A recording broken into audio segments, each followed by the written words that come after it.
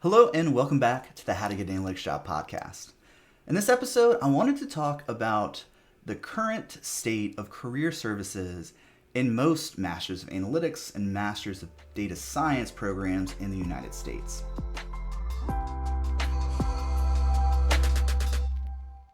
So over the last 6 months, I've launched an analytics apprenticeship program, and I have been shocked at the amount of people who are applying who have a master's degree. So I have interviewed them and talked to, I would say, 5 or 6 master's students. And I have heard the sentiment echoed in every single one of those interviews that either career services was lackluster or almost non-existent. So in this video, I wanted to break down the research I've done as to, what's going on as far as career services in these higher education institutions. Offer a word of caution to those who are thinking about getting a master's degree, and also, give a little bit of an olive branch or some advice to those who have found themselves maybe $60,000 to maybe even $100,000 in debt and not able to break into the analytics space or break out of an entry-level analyst role into a mid to senior level role. All right, so let's start with the problem. Career services within these higher education institutions are spread extremely thin. So I've done some research on what is the ratio or the caseload, as they call it within the higher education space, of advisors to students. According to my research, for every one academic advisor, there is on average 296 students. So that means that if you're meeting with your advisor in your graduate program, they have 295 other students that they're talking to as well. And I see this as quite problematic because they are not giving you enough time and attention. They can't learn about who you are, what your goals are, and then set you up for success. And by the way, I'm being generous in that I couldn't find any hard statistics on the caseloads for those in the career services space, because I have a hunch that they might actually be even more abysmal than the advisor caseload. A lot of career service departments have to serve multiple schools within the higher education space. So the career service department might serve exercise science, the biology department, the business school, and that is rather concerning. On top of the career services being sparse, I also think there's a problem in the classroom. So the case studies or the portfolio pieces that you're building in these programs, in my personal opinion, are a little bit silly. So you're looking at maybe CDC or government data. Maybe you're looking at the Great Recession or the environmental crisis or maybe COVID data. And I get why these case studies are used in the classroom, because the unfortunate fact of the analytics industry is that you can't get access to, for example, Dell or Lenovo's data, because if that data gets out, their competitor can use that to encroach on their business. So there's some data privacy issues there.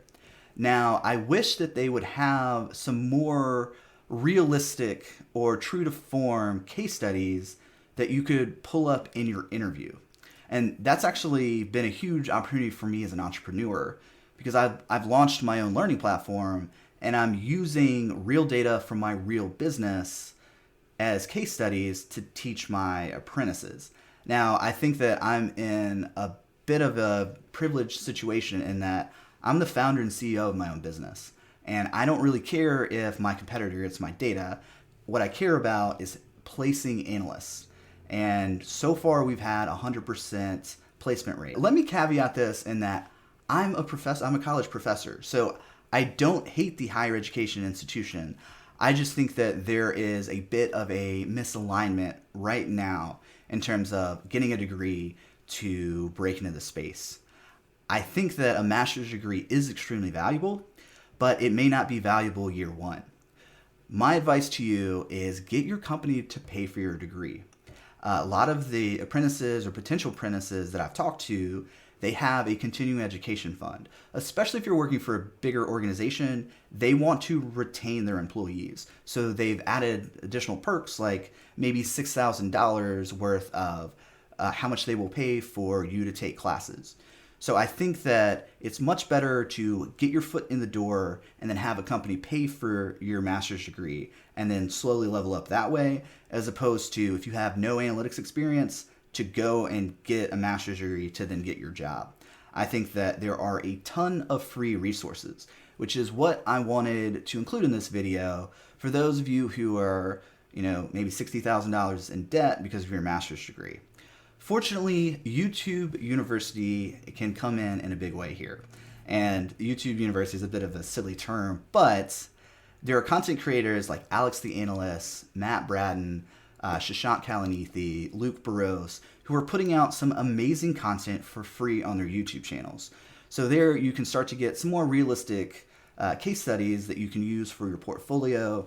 You can also get advice.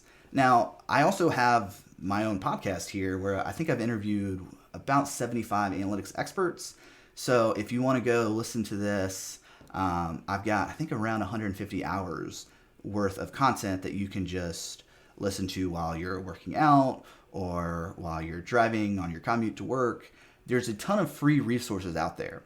Now, unfortunately, the downside of that is that it's not personalized. So you're going to have to fill in a lot of the unknowns with critical thinking. And if you have a master's degree, I'm sure you can do that. So go and check out a lot of the free content on YouTube and also on the podcasting platforms. I wanted to end this episode with a question. If you have found yourself either with an undergraduate or a graduate degree in analytics or data science and are struggling to have a job, would you be interested in a 1-month program where I run you through a framework of how to develop business acumen, realistic case studies, and then also a one-on-one coaching call where I help you craft your resume, get all of your relevant wins on paper, and then coach you on how to interview much better.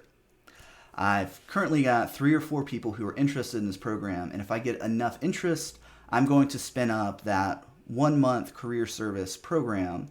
Just feel free to reach out to me, either leave a comment if you're watching this on YouTube, or reach out to me on LinkedIn. And if we get enough interest, I'm more than happy to pilot this program to kind of solve the problem of poor career services in your master's or undergraduate degree.